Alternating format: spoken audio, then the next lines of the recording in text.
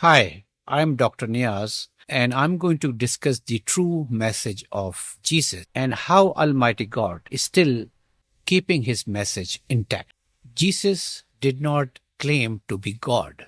Instead, he was recognized by his followers as a prophet. The association of Jesus with divinity developed much later, particularly during the reign of Constantine. This shift was motivated by political considerations, as Constantine sought to unify his kingdom, which included followers of Mithraism, a pagan religion that celebrated the birth of the sun god on December 25th and observed Sunday as a sacred day.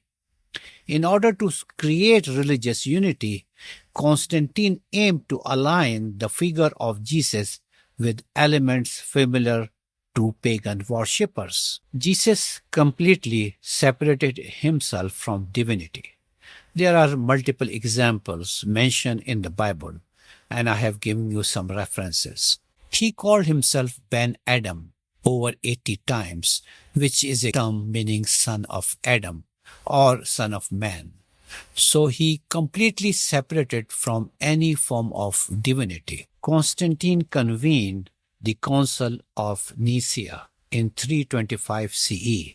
The bishops in attendance were pressured to agree with Constantine's objectives under threat of severe consequences. During the council, Bishop Arius argued that Jesus could not be God since he had a beginning and is described in the Bible as being born.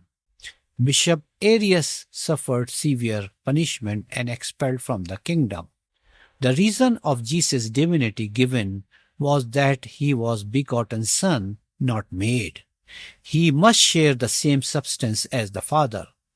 However, this argument implied that God is composed of substance or matter, which would contradict both Old and New Testament teachings that present God as ever living and independent of worldly matter.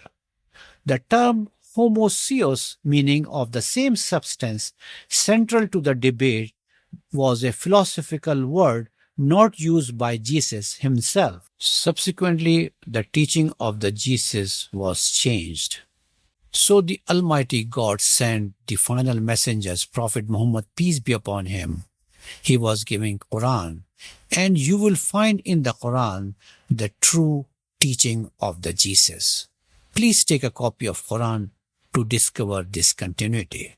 And thanks for watching.